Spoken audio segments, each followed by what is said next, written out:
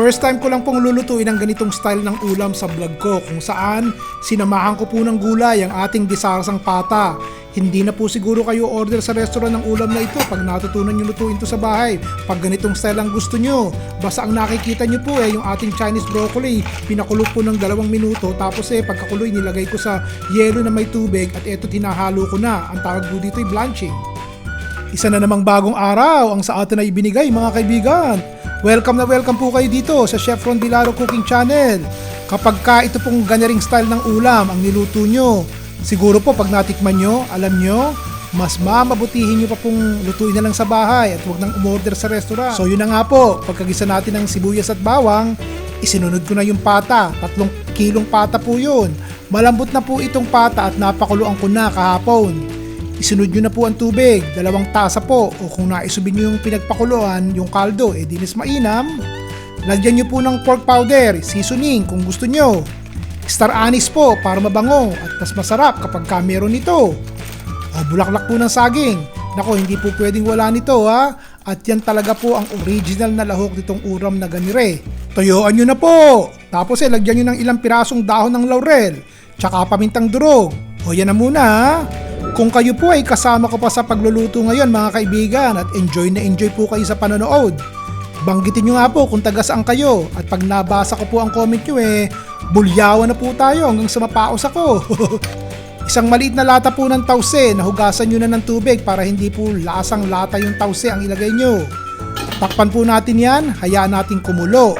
O eto lalong magpapasarap sa ulam natin. Lagyan nyo po ng maraming oyster sauce. Iyan ang isa sa mga sikreto ko.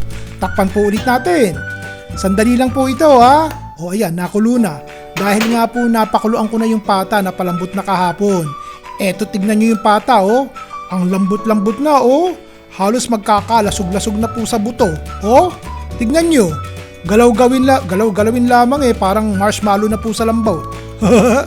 Eto pa isang pampasarap.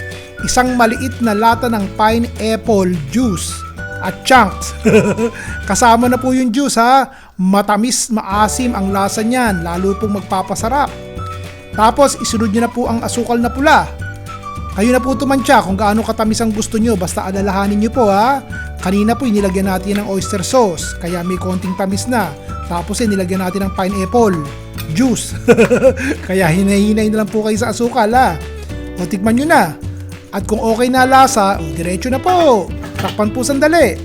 O ngayon po, palalaputin na natin ang sarsa. Cornstarch po ito.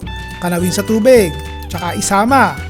Haluin at habang tumatagal po papalapot ng papalapot ang sarsa. Nako po, mahabagin. Nakita nyo Talagang nakakatakam kumain. Pero sandali po ha. Hindi pa tayo tapos dyan. Pinapakita ko lang po sa inyo kung gaano kalambot tong pata. Yung ating gulay. Pag wala po kayong Chinese broccoli tulad ni Reo, pechay Tagalog na lang po ang ilagay nyo. Maayos din. Munti ko nang malimutan ha. Nilagang saba. Luto na po itong nabibili. Frozen po ito. Nabibili ko sa Filipino store dito kaya tininaw ko muna. O eto ngayon, isunod na natin. Nalaga na po ito kaya ipinanghuli ko na. Nakita nyo naman ang ginawa ko kanina sa umpisa ng video dun po sa ating Chinese broccoli. Kaya po binablanch ang gulay para ma-maintain yung kulay berde at saka yung lutong at saka yung nutrisyon. Hindi siya overcook. Kung may budget po kayo sana po isingit nyo to sa menu nyo para kahit papaano pag niluto nyo matikman nyo gaano kasarap ito. O bukas iba naman. Hanggang sa susunod po muli, si Ron Vilaro,